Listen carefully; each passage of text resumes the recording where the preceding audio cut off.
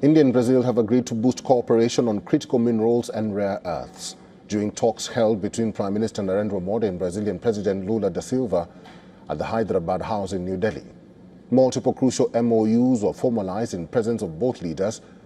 Prime Minister Narendra Modi hailed the critical minerals agreement, calling it a key step towards partnership. Critical minerals और rare earths में जो समझौता हुआ है वो रेजिलिएंट सप्लाई चेन्स के निर्माण में एक बहुत बड़ा कदम है.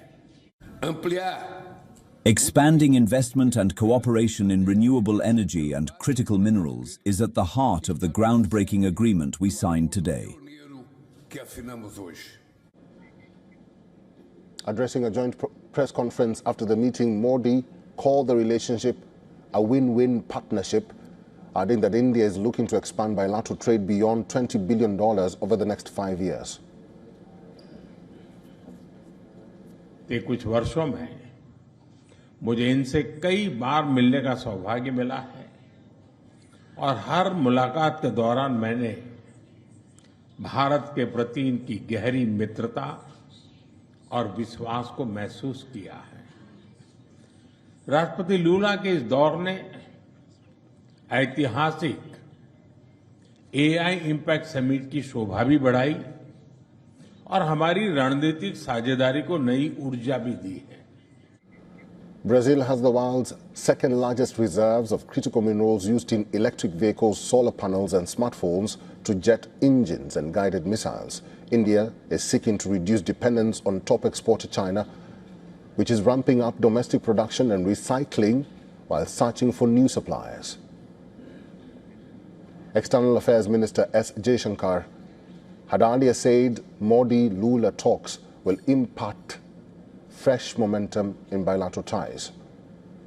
Lula's visit follows Prime Minister Modi's July 2025 trip to Brasilia, the first by an Indian Prime Minister in more than 50 years.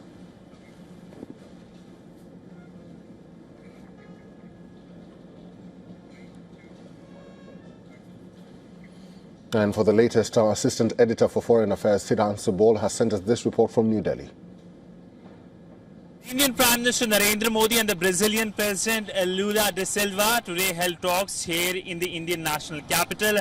The Brazilian President is on a state visit and both sides agreed to firm up relationship in areas like agriculture, pharma, defense, and essentially the big message was as to how two large countries of the global south, India and Brazil, can work together for the wider benefit of the global south. Now, a big push was also on the UNSC reforms, with the Brazilian president clearly saying that the UNSC will lack legitimacy if the permanent seats are not expanded.